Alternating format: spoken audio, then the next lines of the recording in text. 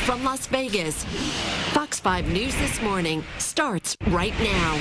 Oh, boy. Okay, and it's Arthritis Awareness Month. Coming up, we are talking with one doctor who says the condition doesn't mean that you have to stop doing the things you love. Hey everybody, welcome back at 7:25 right now. So arthritis is not something that just affects grandparents. John Dabkovich is in studio with Dr.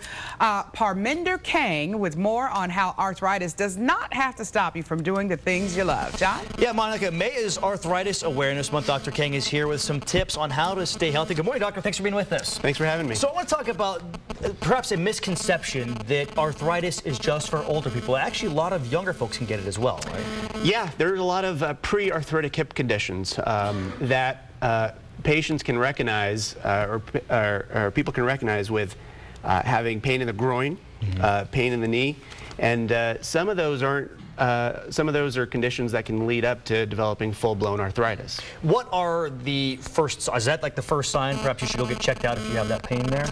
I see we have some pictures of a knee. For the knees, the pain's usually in the front, but it can also be in the back of the knee, and it's more of a dull aching pain. It's not usually a sharp pain, and that's some of the first signs you'll see with arthritis. What ages are we talking? 20s, 30s? When does this first start to crop up? Usually arthritis is more of a condition that starts in the 40s. It's possible for people to develop it earlier. We call it post-traumatic, so after football injuries, trauma from a fall or things like that, you can develop arthritis sooner, but typically 40s and later. What about tips for staying healthy? How do folks perhaps avoid it or deal with it if they're living with arthritis?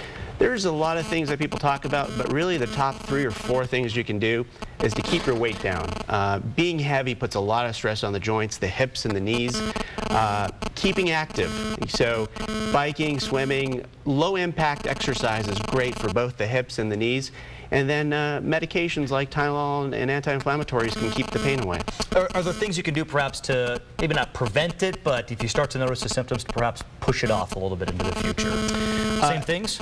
Again, keeping the weight down, keeping active, avoiding, maybe changing some of the activities. If you're doing a lot of running on hard surfaces, probably cutting back on that would really help.